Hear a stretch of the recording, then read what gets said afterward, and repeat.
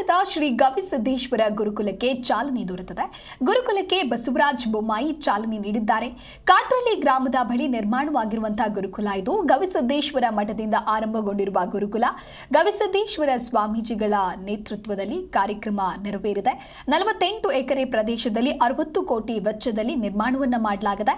ಗುರುಕುಲ ಉದ್ಘಾಟನೆಯ ಕಾರ್ಯಕ್ರಮದಲ್ಲಿ ಕೆಎಲ್ಇ ಸಂಸ್ಥೆಯ ಡಾಕ್ಟರ್ ಪ್ರಭಾಕರ್ ಕೋರೆ, ಹಲವು ಮಠಾಧೀಶರು, ಜಿಲ್ಲೆಯ ಜನಪ್ರತಿನಿಧಿಗಳು ಭಾಗಿಯಾಗಿದ್ದರು.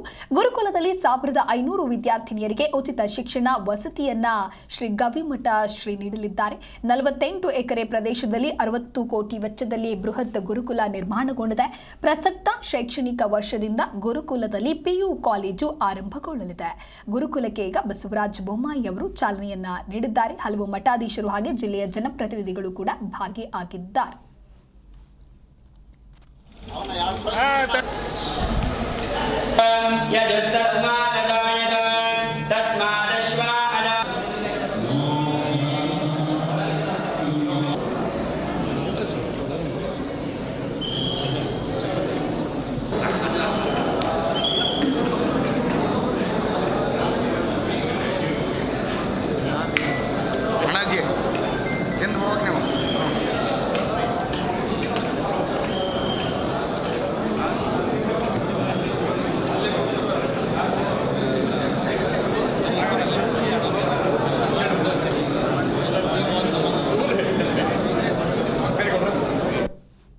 ನಮ್ಮ ಪರಮ ಪೂಜ್ಯ ಗವಿಸಿದ್ದೇಶ್ವರ ಮಹಾಸ್ವಾಮಿಗಳ ಸಂಕಲ್ಪ ಕೋವಿಡ್ ಸಂದರ್ಭದಲ್ಲಿ ಭಾಳಷ್ಟು ಬಡ ಹೆಣ್ಮಕ್ಕಳು ಆಶ್ರಯಕ್ಕೆ ಬಂದಾಗ ಅವರಿಗೆ ಅನ್ನ ಕೊಡೋಕ್ಕೆ ಸಾಧ್ಯ ಆಯಿತು, ಆಶ್ರಯ ಕೊಡಬೇಕು ಮತ್ತು ಅಕ್ಷರ ಜ್ಞಾನ ಕೊಡಬೇಕು ಅನ್ನುವಂಥ ಒಂದು ಸಂಕಲ್ಪ ಮಾಡಿ ಅವರು ಅವತ್ತು ಪ್ರಾರಂಭ ಮಾಡಿರುವಂಥದ್ದು ಸುಮಾರು 2,000 ಮಕ್ಕಳಿಗೆ, ಹೆಣ್ಣು ಮಕ್ಕಳಿಗೆ, ಅದರಲ್ಲಿ ವಿಶೇಷವಾಗಿ ಬಡ ಹೆಣ್ಣುಮಕ್ಕಳಿಗೆ, ಕೂಲಿಕಾರ ಮಕ್ಕಳಿಗೆ, ಹಮಾಲಿ ಮಾಡಿಕೊಂಡು ಜೀವನ ಮಾಡುತ್ತಿರುವಂಥ ಬಡವರಿಗೆ,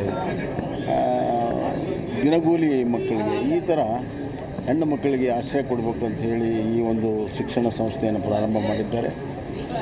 ಕೊಪ್ಪಳ ಭಾಗದಲ್ಲಿ ಶಿಕ್ಷಣ ಕ್ರಾಂತಿ, ಅಕ್ಷರ ಕ್ರಾಂತಿ, ಅನ್ನದಾಸೋಹದ ಕ್ರಾಂತಿ ದೊಡ್ಡ ಪ್ರಮಾಣದಲ್ಲಿ ನಡೀತಾ ಇದೆ.